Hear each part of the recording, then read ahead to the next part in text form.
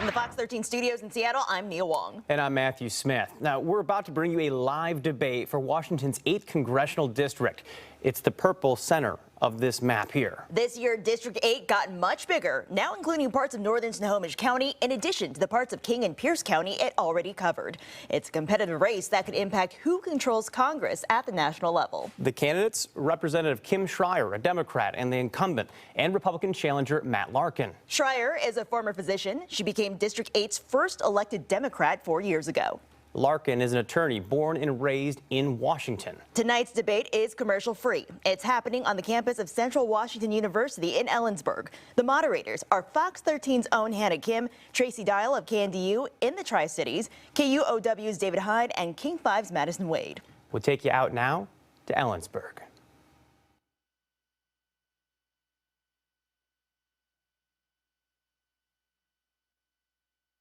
Welcome to a live broadcast of a debate between the candidates for Washington's 8th Congressional District in the House of Representatives.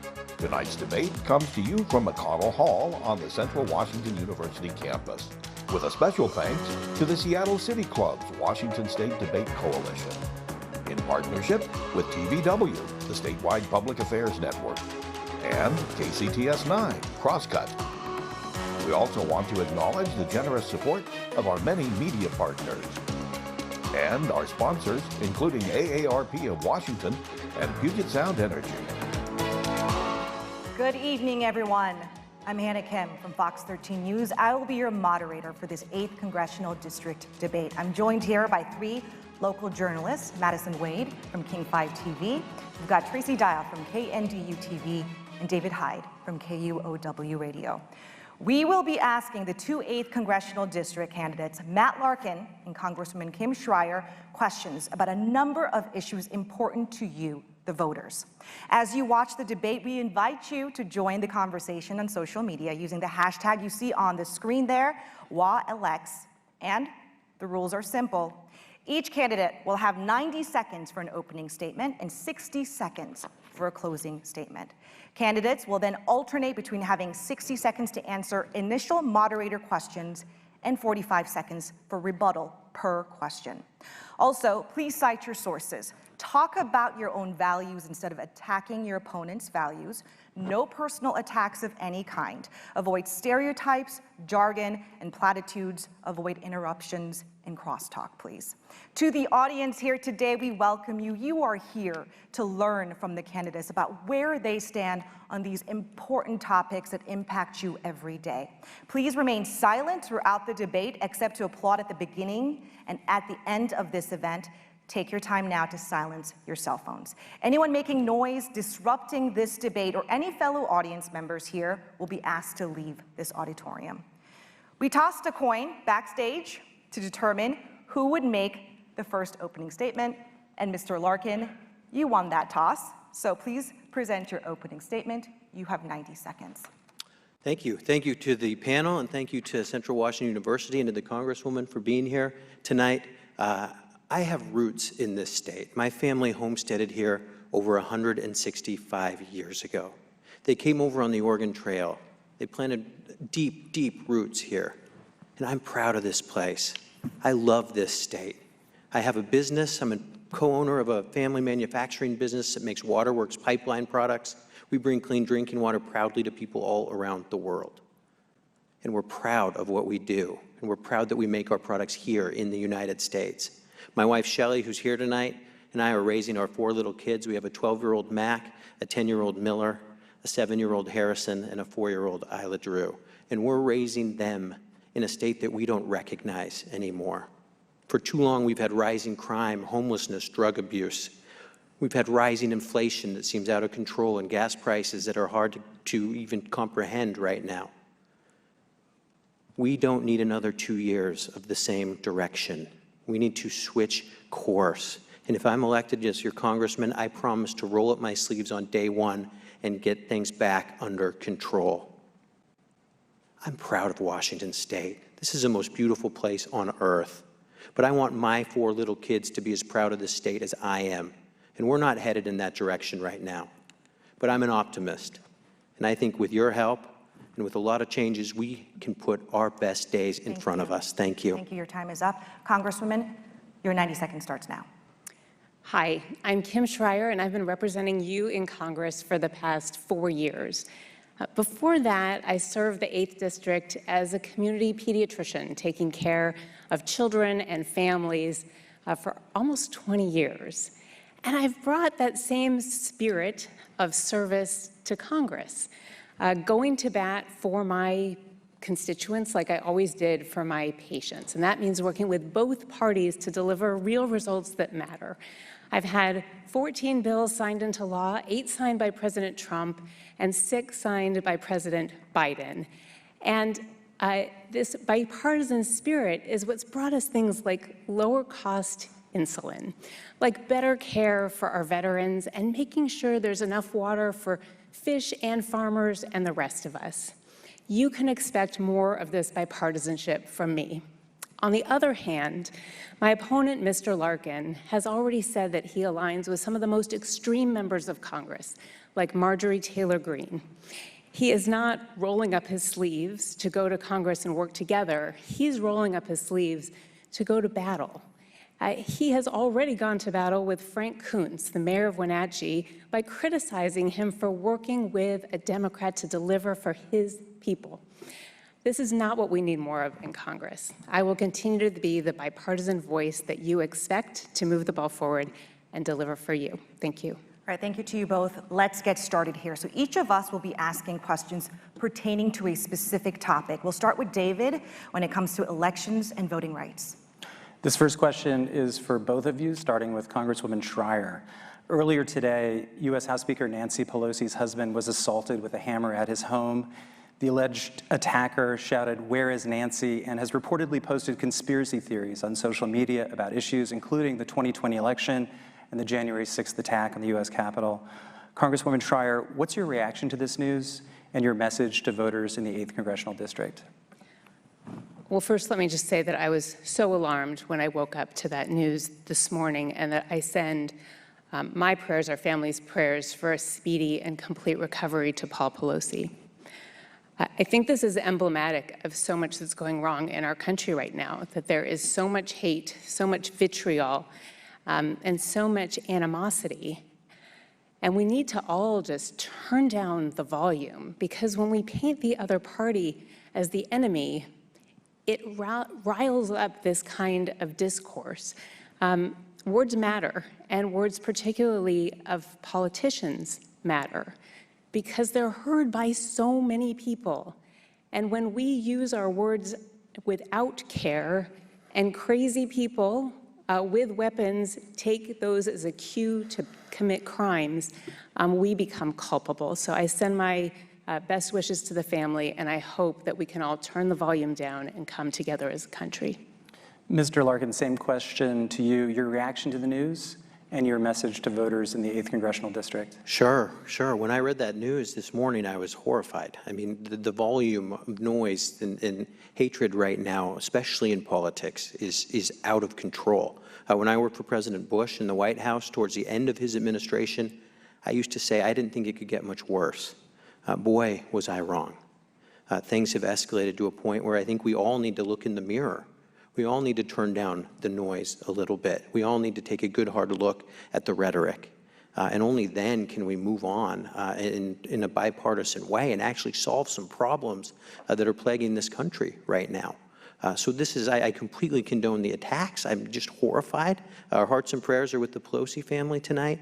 But we have to turn down the hate. We have to. And only then can we move forward. It's really sad what's going on right now. Mr. Larkin, staying with you, former President Trump still claims the 2020 election was stolen without substantive proof.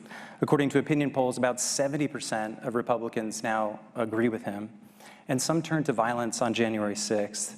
This year, the Department of Homeland Security is reporting unprecedented levels of threats and harassment targeting election officials.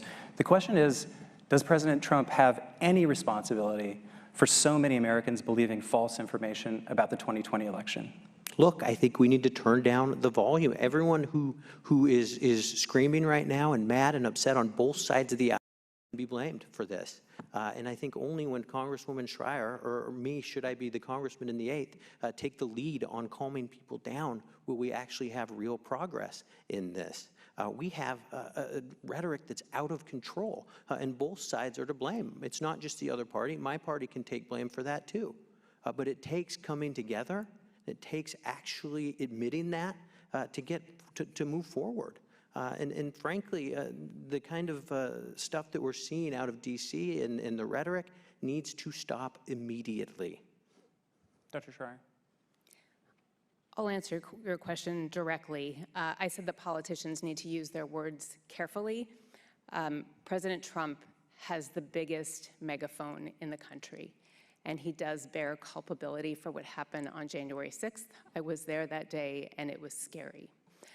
I feel like this is really a threat to our democracy, that when you start stoking doubt about elections, about whether votes count, casting aspersions on our system, even vilifying election workers, you're really tugging at the underpinnings of our democracy. I mean, when we lose faith in the vote, our democracy falls apart. This democracy takes work. And we all need to be able to vote like we do here in Washington State, where every vote counts, and we need to have confidence in our elections and respect the results of free and fair elections. Congresswoman Schrier, staying with you, some Republicans say Democrats have a double standard on false claims about stolen elections. They point to 2018, for example, when Democrat Stacey Abrams was a candidate for the governor of Georgia and said the election was stolen. Was it wrong for her to use that language? I can't comment on what another politician has said. What I can say now is that I accept the election system that we have in this country. I respect election workers who volunteer for those jobs. I will respect the results of this election. And I really hope that I can say the same for my colleagues. Many of them are so extreme, like Marjorie Taylor Greene, who continues to cast doubt, and that rhetoric is really destroying our democracy.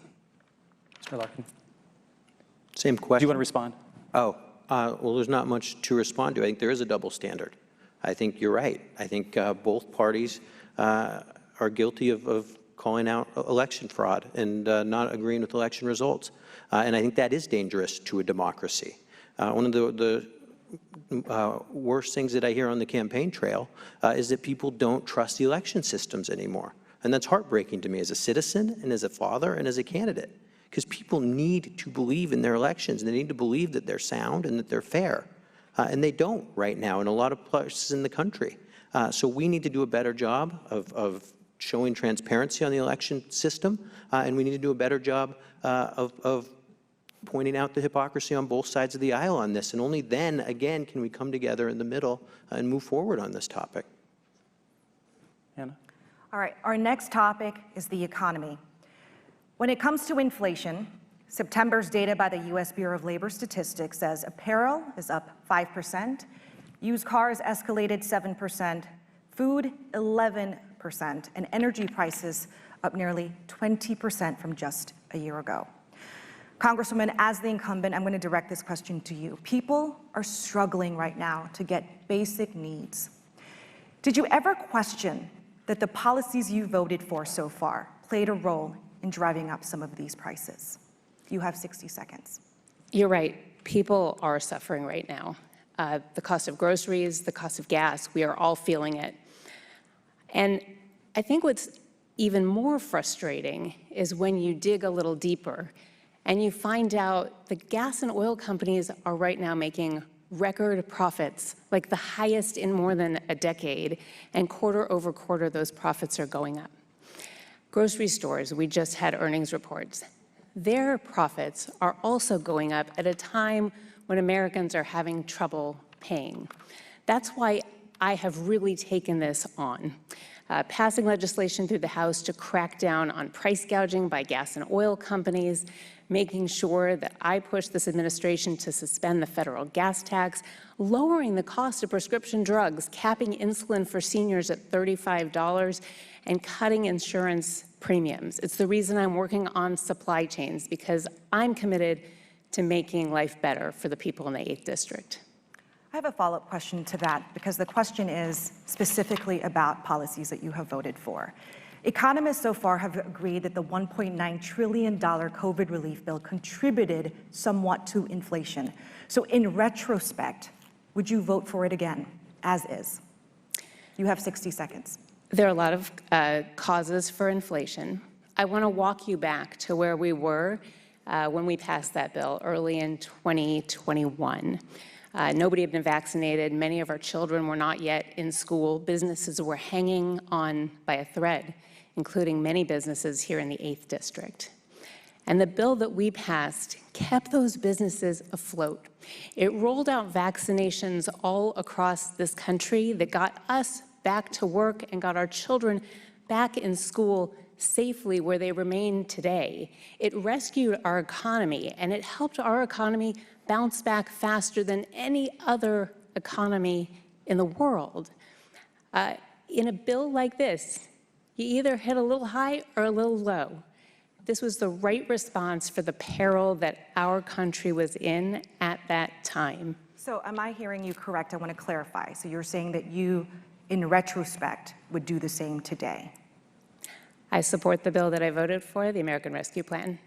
Do you have a rebuttal to what she has to say? Yeah, I've got a lot of rebuttals, actually. She admitted before she voted for that it could lead to inflation, and she did it anyway, and I think that was reckless.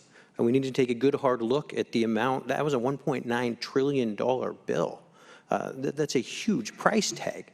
So that bill never should have been voted for. And in the price gouging bill that she referenced, it was not, the only bipartisan thing about it were the Democrats who voted against it and the Democratic economists who said it wouldn't work, because the price gouging is not the issue when it comes to energy. It's a supply issue.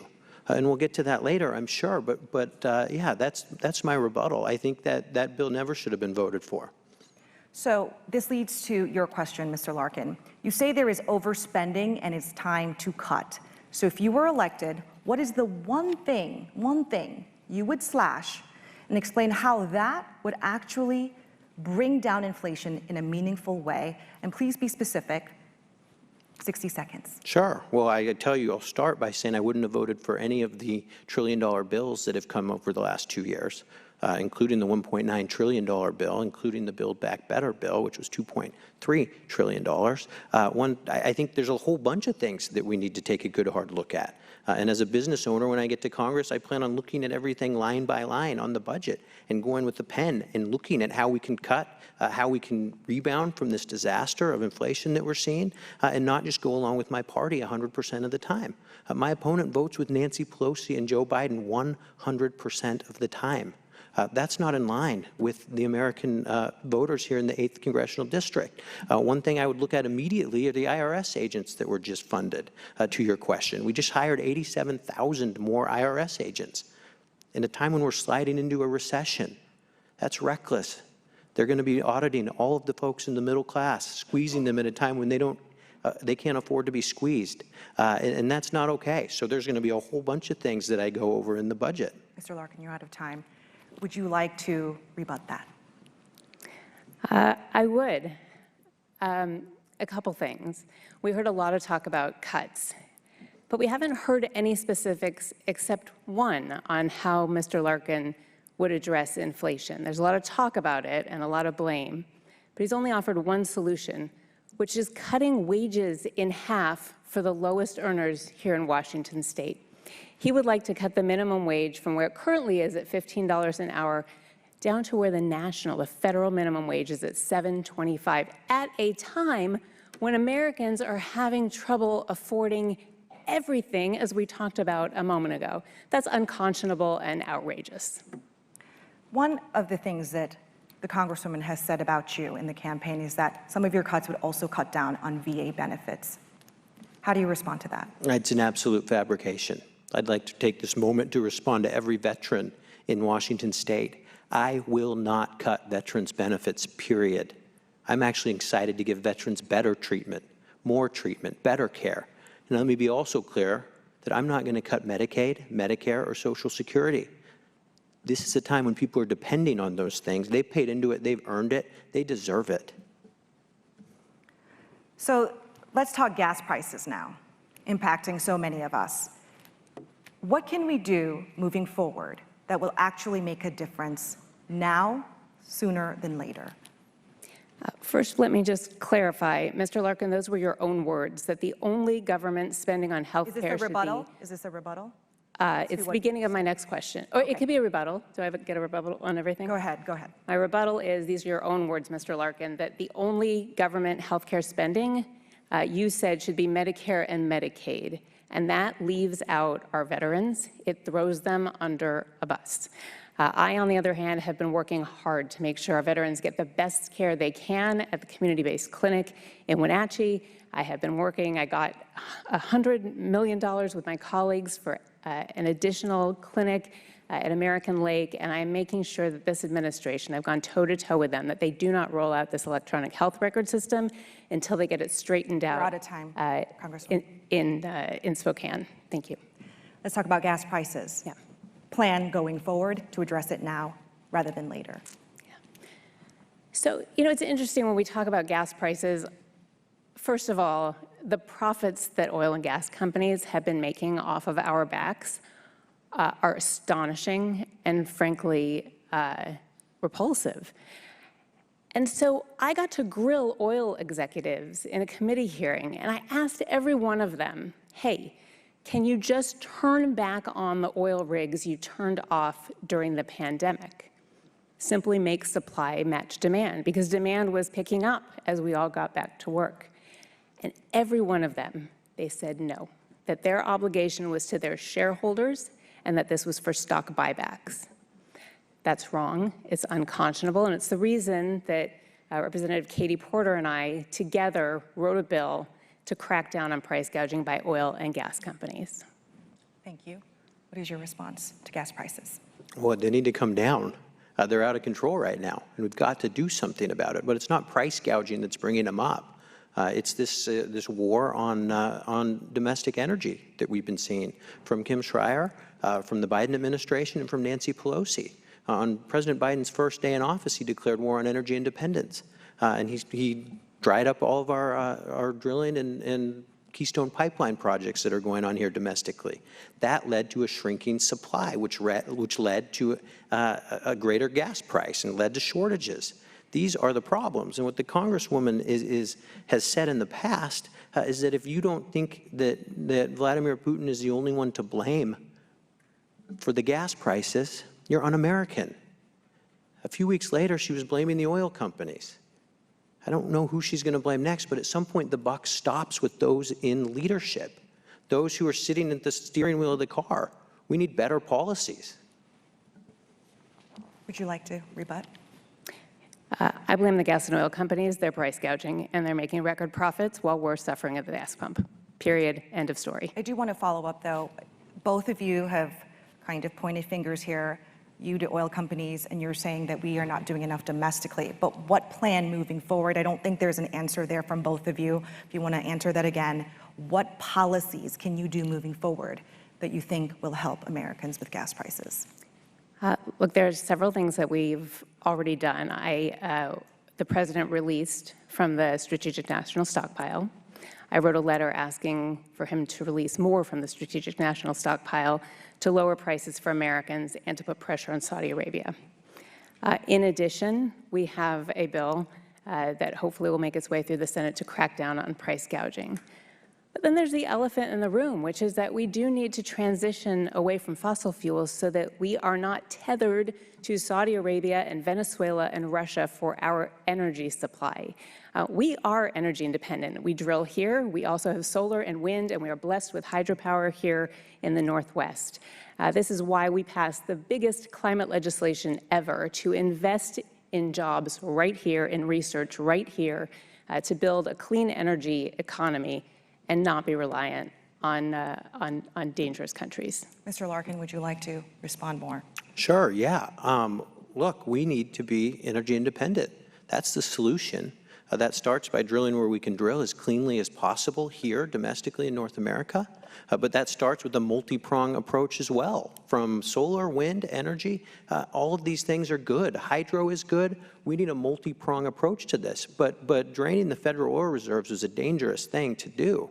Those are set in place for an extreme emergency, a global catastrophe, war, things like that.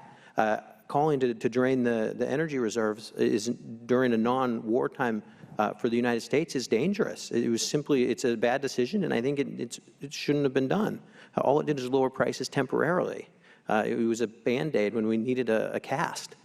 So I'm in favor of all of the above energy approaches and look forward to empowering private industry to actually solve these problems. We have to move on now, and it's about abortion, reproductive rights, and we go to Madison Wade for that. Hannah, thank you. Since the overturn of Roe v. Wade, reproductive rights and abortion has been a center of conversation for many campaigns. Both of you have been vocal about where you stand on this issue. I first want to start with you, Mr. Larkin. Some lawmakers in Congress believe the 10-year-old Ohio girl who crossed state lines to receive an abortion in Indiana should have had to carry her pregnancy to term. You said the only time abortion is justified is to save the life of a mother, not including cases of rape or incest. If you were to help draft a federal ban on abortion, what exceptions or limits would you want to include? Look, this is a deeply personal topic. I understand the emotion behind it on both sides of the aisle. I do. I completely understand why you could be passionately pro-choice. I do. And I understand the logic of someone who's passionately pro-life. We need to be affirming and defending life in this country as much as possible. But let me be clear, nothing is changing in Washington state. Women are not losing access to safe and legal abortions, nor will they. The court has ruled this is a state's issue, and I'm extremely happy with it being at the state level. I'm not planning on going back to D.C. and pushing for a federal abortion ban. That's not in my topic playbook. I've got other things to worry about. The destroyed economy, the reckless spending, the energy prices, the food prices, the gas prices. These are things I'm going to be focusing on in Washington, D.C. Congresswoman Schrier, response? When the Supreme Court overturned Roe, that was a devastating decision. It was a gut punch for American women who have had the right to a safe, legal abortion for 50 years. And now girls have fewer rights than their mothers or their grandmothers. And what we're seeing across the country is legislatures taking away the right to an abortion, banning it in some cases from the moment of conception and with no exceptions for rape or incest. And although my opponent states differently now that he is in a general election, that is exactly what he supports. And you already noted that he has said with no exceptions for rape or incest. It's outrageous, it's extreme, it's out of touch, and I want to be clear that such a ban would affect us here in Washington state, that a national ban would override the protections we have in Washington state. Don't be fooled, it's an extreme and dangerous agenda. And we want to stay with you, Congresswoman Schrier. You support a federal law to protect the right to abortion, as you have stated. Should any exceptions be written into law that protects the right to abortion?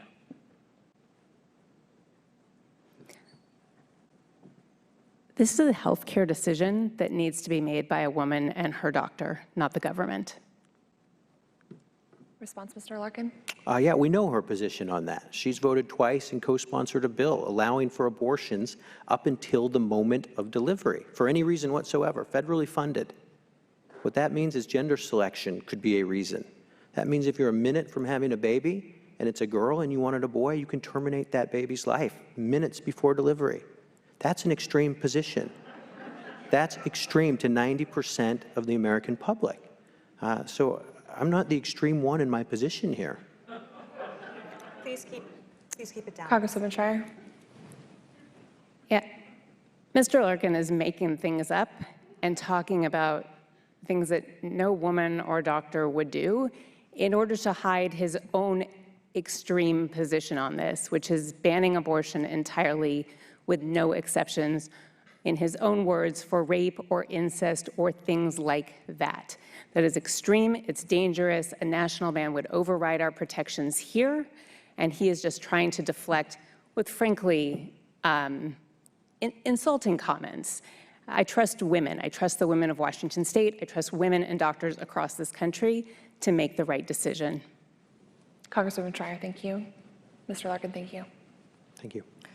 All right, another big topic right now for a lot of people is crime, and we go to Tracy Dial. Thank you, Hannah.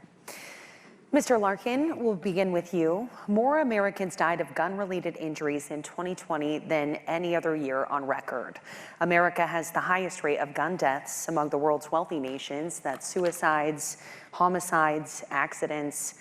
For the first time in decades, major gun control legislation was passed this year. What do you agree with and or disagree with in these new laws? Well, first of all, that's a great point. We have rising violent crime everywhere across the country.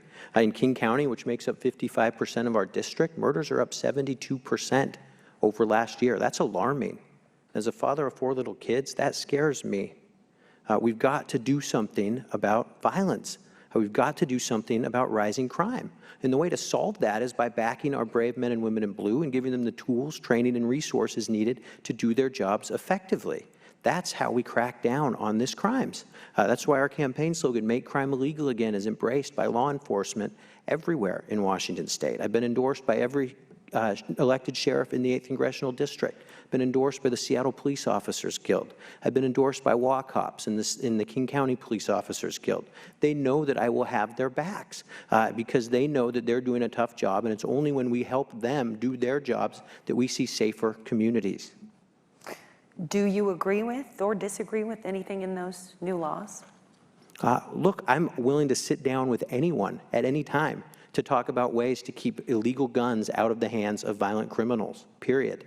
I am. We have to balance that with the rights of law-abiding gun owners in this state and balance it with the Second Amendment protection that guarantees them a right to keep and bear an arm. So these things I'm open to suggestions, but there needs to be a balance. And we don't see that balance from my opponent, who votes with Nancy Pelosi 100% of the time on these things. This is a moderate district, as you all have pointed out. It's a purple district. And there's farmers on the east side of the state who are concerned, rightfully so, about their losing their ability to access firearms. And there's people on the west side of the state who are scared. They're scared that they're going to be shot by these firearms. So I am all ears. I want to make that perfectly clear, that I am all for public safety and will do whatever I can as long as it balances those two things. Thank you, Mr. Larkin. Congresswoman Schrier, do you have a rebuttal? That sounded like a lot of ducking and dodging to me. The question was about guns and safe gun ownership. I recognize Second Amendment rights, and I respect them. I'm also a pediatrician and a mom, and I know that guns are the #1 cause of death in children in this country. And that is why we need safe gun ownership legislation, much like what we passed through the House, the Senate, and was signed by the White House. These are common sense steps. Enhanced background checks to make sure that guns don't get into the hands of criminals, making sure that guns are locked up and away from children, and making sure that states like ours that have red flag laws have the resources to enforce those. You know, we need to have our children safe from guns in this country. Congresswoman Schrier, you're touting your efforts in Congress to further fund police. Right now, departments here and around the nation are struggling to keep officers and to recruit new ones. What can you do on the federal level to staff these departments and also hold them accountable at the same time? You're exactly right. Our police need more staffing, and they have asked me for more resources and equipment. You know, as crime has been rising, I've been out in cars, riding with police officers all over this district to hear what they're worried about, to see what they're seeing on a daily basis, to see the risk that they put themselves in, to see how well they know their communities. And there have been consistent requests. One is to have others do what I did and ride along to hear their stories. 2 is to get more funding and resources for hiring. And 3 is for body cameras and social workers to help them do their jobs. That is why I have increased funding for state, local community policing by $200 million, consistently increasing funding, and for King County Sheriff have brought $2 million for body cameras and social workers as they requested. I stand with our police. Thank you. Do you have a rebuttal, Mr. Larkin? Yeah, I mean, the Congresswoman says she stands with our police, but she was silent for 3 years during the defund movement, noticeably silent. I wasn't even running for Congress, and I heard people talking about where is Congresswoman Schrier on this issue. This is a really important issue to a lot of people. A lot of people go home every night to their spouses, who are men and women in blue, putting their lives on the line every single day, and they felt like no one had their backs. I will have their backs, and that includes getting them more funding, resources, tools, training that they need. That includes giving hiring bonuses in the form of federal grants to help retain law enforcement officials at places like Seattle. I've done ride-alongs with police too, and the word I'm hearing is they do not feel like the Congresswoman has their back. Mr. Larkin. Thank you. Hannah? Thank you. So we're turning now to the topic of immigration and border security. When it comes to illegal immigration, according to CPB, there are more than 2.7 million undocumented immigrant crossings by the end of September of this year. That means there are more than 1 million more crossings this year than in 2021. First part question of that is this situation acceptable? If not, how do you suggest we change it? We're going to start with you, Congresswoman. Yep, the situation at our southern border is chaotic and totally unacceptable, and I have pushed this administration to get organized and get the resources we need for Border Patrol to have a safe and orderly process at the southern border, certainly before reversing Title 42. We need also to have a humane system of immigration. We need to have adequate staffing at the border, judges to hear stories so people making a legitimate case for asylum can come, have their case heard, and be given a quick yes or no, you can stay or you need to go back. But we do need order, we do need staffing, and I have funded almost $100 million, billion for Border Patrol to help them do their jobs. The situation at the southern border is unacceptable. So that same question goes to you. Is it acceptable? And if not, how would you suggest we change it? No, of course it's not acceptable. I mean, we have fentanyl flowing up through our southern border at record levels. It's the #1 killer of people aged 18 to 45 in this country. We lost the son of a close family friend not too long ago to a fentanyl overdose. And now they're color coding it so it looks like candy. And my wife and I are scared to death that my little girl, my 4-year-old, is going to put one of those in her mouth and be dead within 60 seconds. She finds it in a park or finds it near a Halloween bag. These are scary, scary times. We have a crisis at the southern border.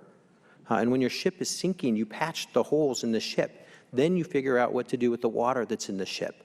We need to patch our southern border. It is open, it is broken, there is chaos, and we need to do something about it. Then we need to reform our immigration system. I've been working with a friend of mine, Fernando, on getting his immigration cleared here in this country. Guess how long he's been waiting? 12 years, and he's done everything right. He's been waiting 3 years just for a court date. That's not right. He deserves better than that. So you brought up fentanyl, and that leads to my next question. The DEA says fentanyl is the single deadliest drug threat our nation has ever encountered, and it's pouring in through the southern border. Outside of the suggestion that we are going to fund Border Patrol more, because that is something we have heard before, what new idea would you bring to the table if you were elected to stop fentanyl from pouring into the southern border? Sure. Well, first of all, we beef up our southern border. We do that not just funding Border Patrol. We do that by building a strong system where people can't get across. We need to make it hard for people to get in illegally and easy for people to be here legally. That's how I view this. It's quite simple. You don't want to incentivize the bad behavior. You want to incentivize the good behavior. But we need to enforce the laws that are on the books more and actually hold people's feet to the fire. These drug dealers who are flooding this stuff into our communities. We're not getting hard on drugs at all right now in this country, especially in Washington state. There's a feeling that drugs are legal. Essentially they are. They're de facto legal. And we need to be holding drug dealers accountable. They're the ones flooding these things into our schools, into our kids. These are people that are horrible, horrible people, and they need to be dealt with appropriately. And I think that deterrent factor will make a big difference in cleaning up our streets and getting these horrible drugs out of our children. Follow up to that, you said that make it harder for people to come in. How do you logistically do that when you cannot control people who are willingly and many times risking their lives to get here? Oh yeah, it's not just drug dealers, let me be clear, who are flooding drugs over the southern border. They're a tragic, tragic story. We have a humanitarian crisis at the southern border. It's out of control. There's sex trafficking, there's human trafficking. It's terrifying. I mean, it's really out of control, and we need to do something to do that. And my opponent has gone along with the Biden policies 100% of the time on this. She says she's pushing back, but if that's pushing back, we need to, I wish you wouldn't push back. We need a new approach to this, and it needs to be drastic, because things are dire down there. Law enforcement down there are pulling their hair out. We have no real solution to this. And in Congress, I'm going to work across the aisle to get bipartisan support to secure, finally, our southern border. And only then will we see these problems start to go away. But it takes being tough on it. It takes working across the aisle and not voting with your party 100% of the time. And it takes compromise to do that. And that's what I'll bring to the United States Congress. Would you like to rebut? He has repeatedly said that you have voted 100% of the times with your party. How do you respond to that? Well, I've heard those attacks, and they're not true, and I vote for what is good for the people in the 8th District. That means working with both parties, and as I mentioned at the very beginning, I have had 14 bills signed into law in these last 2 terms. 8 of them were signed by President Trump, and 6 of them were signed by President Biden. I would like to touch on the question of fentanyl, because I'm a pediatrician and I'm the mom of a 14-year-old, and I feel that threat acutely. It's the reason that I convened Department of Homeland Security, school superintendents, parents, emergency responders to come together and educate the community about these risks so that every parent and every teacher knows what they need to know and how to warn their children. It is also why I support police, and there's a push and a pull. They need to be able to arrest for drugs, to get people compelled into treatment, to stem the pull at the southern border. Okay. Thank you. And we're going to go to Madison now about climate and the environment, including the wildfires that we saw this year. The wildfire smoke that lingered for quite some time, weeks, and made air quality unhealthy for so many people in this district and other districts surrounding our area affected all of us. We all smelt it, we all felt it. What new policies would you propose on the federal level so our state is better equipped to prevent wildfires, to better handle those wildfires? And please be specific. We'll start with you, Mr. Larkin. Sure, yeah, you're absolutely right. The wildfires were terrible. My son has asthma. We couldn't let him outside for weeks. And it was a real problem, and we're seeing it more and more. What I'm hearing from forest managers and people in government that I've talked to and reached out to talk about this problem is that it's mostly federal lands that are igniting in flames these days in Washington state. And it's stemmed from forest mismanagement or lack of management. There's been a hands-off approach to fire management in our state. And it's only when we start thinning and doing things that the federal government hasn't done for the last 5 or 6 years that we start seeing these forest fires turn tide and change. And frankly, I agree with the Secretary of Agriculture, Tom Vilsack, on this. He's now calling for better federal forest management, including clearing, burning, doing all sorts of things that will manage the forests in a much more efficient and better way. Congresswoman Schrier, how would you propose new policies to better handle and equip firefighters to prevent those wildfires from getting out of hand? So we are now choking on smoke every single summer, this year all the way into late October, and this is terrifying. It is the reason that I have worked so hard in these past 2 Congresses to shore up forest remediation. It is the reason that we got hundreds of millions of dollars into the infrastructure bill. It wasn't just roads and bridges infrastructure, it was also infrastructure in our national forests to pull out the underbrush and to do prescribed fire as a way to minimize the risk of these catastrophic wildfires. It's also the reason I've gotten extra funding for firefighters who take such risks to do this job. I also have to mention that this is yet another reason that our climate bill was so important, because the hotter our planet gets because of our burning of fossil fuels, the more risk we will see of catastrophic wildfires and extreme weather events. Congresswoman Schrier, we'll stick with you for this next question, and then we'll have a chance to hear from you, Mr. Larkin. Data shows human-caused climate change has made the drought much more likely and longer fire seasons as well, coupled with that. More than a century ago, in the last 6 years, what has your political party done to address climate change? And do you think that approach is the right one? So climate change is one of the most important challenges facing not just our country, but our entire world.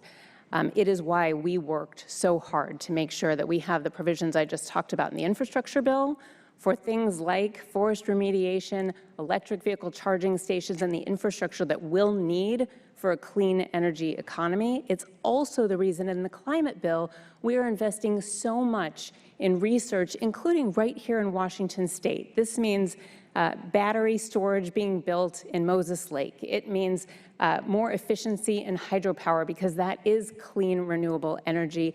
And it also means me pushing, the Secretary of Energy already knows that I am pushing to make Washington state one of the hydrogen hubs in this country to make sure that we lead on this transition off of fossil fuels and to a clean energy economy. And Mr. Larkin, what has your political party done to address climate change? Do you believe that approach, the approach they're taking, is the right one? Well, look, I think we all want a cleaner environment, including me. I've got 4 kids that I want to hand down a better world to. And both parties are doing things to mitigate this problem that we're seeing. Washington's #2, for instance, in clean energy production. We're fantastic. We're behind Texas. Texas is the only state above us in this right now. So we have a fantastic model here in Washington state, and we need to implement that across the country. Both parties can do things to improve it as well, including opening up all options to clean energy. Not solely clean energy. I don't think we'll ever get to solely clean energy, but we need a multi-pronged approach, and we need to incentivize the private sector to help get us there. When you incentivize and empower businesses to come up with innovative solutions, you'd be amazed at what you can find. In fact, I was talking to some folks the other day, and they were talking about modular nuclear power, and it's a fantastic option. It's about 10 years away. There's a lot of exciting things out there. Thank you. Hannah. Thank you. The next topic, social issues with Tracy. Thank you, Hannah. Congresswoman Schrier, an analysis of healthcare systems in the last few years ranked America last among high-income countries, but America's spending is first on that list. Congress does play a key role in our nation's healthcare system as far as funding, support, implementation. So is America's healthcare system properly funded, and how could it be improved? Just a 1-minute answer on that one, huh? I am a physician. I've worked in this broken healthcare system, and I have seen the good, the bad, and the ugly. It is one of the reasons that I ran for office, because I think that everybody should be able to access care that they can afford. And that has been my North Star, whether that is bringing down premiums for health insurance so people can afford their care, or whether that is bringing down the cost of prescription drugs, like capping insulin at $35 for seniors, making vaccines for seniors free, and giving Medicare the power to negotiate the cost of prescription drugs. But I also have to tell you, as a pediatrician, we look upstream. What is causing these high costs, this sickness in our country? And that's why I'm focused as a member of the Agriculture Committee on what we can do early in life with our food programs for fruits and vegetables and healthier nutrition. We shouldn't just be providing calories with our nutrition programs. It should be nutrition to get us on a trajectory to not high blood pressure and diabetes later in life. Thank you. Mr. Larkin, do you have a rebuttal? Not a rebuttal. I think we do need to be looking at preventative care. I think it's fantastic. I think also, though, we need to be incentivizing drug companies to be coming up with new and innovative medicines. My mom is alive today because of that. She's a survivor of stage 4 non-Hodgkin's lymphoma, and she shouldn't be here right now. She had a 5% chance of living, and it's a miracle that she's with us today. But those drugs made it possible for her to get through that. They made those miracles possible. And if we focus solely on drug pricing and not on innovation, I think we're missing a big segment of this. And we need to be doing that every single day. We need to be empowering them from the federal government, from the United States Congress. But we also need to keep an eye on prices. I agree, we need lower medicine prices. We do. But it can't come at the expense of innovation, because we are marching forward with leaps and bounds right now in innovation. I heard the other day that we may have a cancer drug that's being tested. My goodness, how amazing would that be? I'm optimistic about our future in this field for sure. Thank you, Mr. Larkin. This May I next speak question. up about medications? As a doctor, I want to know that my patients can afford the prescription drugs that I prescribe. And Mr. Larkin, even the best medication out there, the most innovative, won't help you if you cannot afford to purchase it. And that is why it was so momentous that we forced pharmaceutical companies to come to the table and negotiate with Medicare to get the best prices for our seniors so they can afford those medications. I will also tell you, as part of that was investing in the NIH into drug research so we can have those innovative cures for things like Alzheimer's and others that are the holy grail. So we need medications we can afford. Thank you. Thank you. We want to spotlight now the 8th Congressional District itself. And for those questions, we want to turn it to David. Mr. Larkin, as you said earlier, the 8th Congressional District is unique. It's not a red Republican district. It's not a blue Democratic district. It's more of a purple district. In fact, one of the only ones left in the entire United States. But when you were running the primary, you called yourself the most conservative Republican running in the race. So my question is, why is the most conservative Republican the right candidate to win this election in the 8th? Well, because what you see is an extreme here. You see my opponent who's voting 100% of the time with Joe Biden and Nancy Pelosi. That's the extreme position. When my opponent, Congresswoman Schrier, first got into this race in 2018, her very first campaign video, her very first one, was ridiculing Congressman Dave Reichert for voting 84% of the time with his party. She thought that was extreme then. So I'd like to ask the Congresswoman, what would 2018 Kim Schrier say to 2022 Kim Schrier? Where is the extreme here? I think people want a congressperson who listens. They want a congressperson who's thoughtful, who will look over every single bill. They want someone who's going to evaluate and vote according to the values of the 8th Congressional District, and they're going to get that in me. I'm a thoughtful person, and I'm a listener. I tell my kids, you have one mouth, but you have two ears, and we need more people in government with that mindset. Dr. Schrier. Well, you're right. This is a purple district. I wish more districts were like the 8th district, because if that were the case, we would have so much more incentive for everybody to come towards the center instead of having just 30 of 435 districts be in the middle. Gerrymandering is a talk for another day, but this is why I have been so thoughtful about representing this district. 98 town halls. I'm in every corner of this district, listening and taking those concerns back to Congress. It is why I have been so intentional about finding partners in both parties to get work done that really matters for this district. We talked about fire mitigation before, but it includes water for the drier parts of this district. And it is why I am committed to continuing to work with both parties to deliver results for this district. We need moderation at this time, not an extremist like my opponent who aligns with Marjorie Taylor Greene and is not going to Congress to work together. He's going to make political points. We're running out of time, but she did call you an extremist. 15 seconds to rebut that. Yeah, she did. I think the extreme is how you're voting. Your voting record shows how extreme you are. And she is voting with her party literally 100% of the time. Not 96, not 97. I'm not rounding up. It's a literal 100% vote. That's extreme to me. All right, it is time for closing statements. And we also did a coin toss earlier. Mr. Larkin, you get to go first. Closing statements, you have 60 seconds. 60 seconds, okay. Well, thank you again for letting us be here tonight. This has been a fantastic evening. It's great to debate the issues. We have problems right now. No one that I talk to. I've been to thousands of doors in the last year plus in this race, thousands. And everyone agrees that we have problems that need to be fixed. People are scared to go into their communities. They're scared to go into their parks. They're scared to go into their cities. They're worried about drugs, needles, homelessness, tents, trash. They're worried about the cost of goods, the cost of gas. Mothers are telling me they're trying to budget and decide between putting a gallon of gas in their car or take a trip to the grocery store. These are gut-wrenching decisions for so many people right now. We have record high inflation, and no one feels like anything is changing. There's no foreseeable end to this.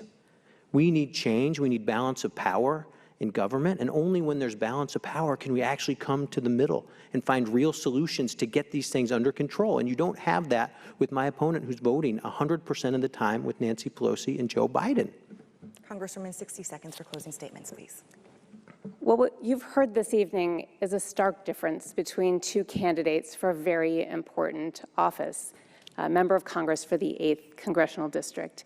And on the one hand, you have Mr. Larkin, who has shown in so many ways this evening that he is far too extreme and out of touch for this district, whether it is his position on a national abortion ban with no exceptions for rape or incest that should be an automatic disqualifier, whether it is aligning with Marjorie Taylor Greene and other extremists in Congress who just want to blow the place up, or whether that is throwing our veterans under the bus and not funding the VA, or who criticizes other Republicans who work with Democrats. Look, what you have in me is somebody who works with both parties to deliver real results that matter for the 8th District, and that is what you can expect from me going forward. It's why I would be honored to earn your vote.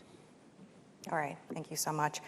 And that is it for today's debate. We've run out of time. We want to thank the candidates again, Matt Larkin and Congresswoman Kim Schrier, for being here, and my fellow panelists of journalists here. We had Madison Wade from King 5 TV, Tracy Dial from KNDU TV, and David Hyde from KUOW Radio. Don't forget, Election Day is Tuesday, November 8th. You'll need to get your ballots in on that date or into a ballot drop box by 8 p.m. that night. I'm Hannah Kim from Fox 13 News. From all of us here at McConnell Auditorium at Central Washington University, good night.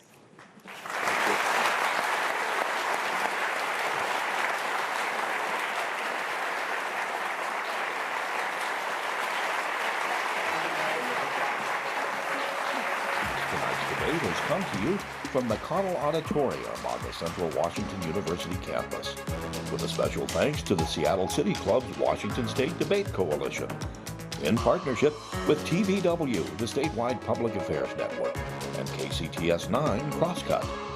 We also want to acknowledge the generous support of our many media partners and our sponsors, including AARP of Washington and Puget Sound Energy.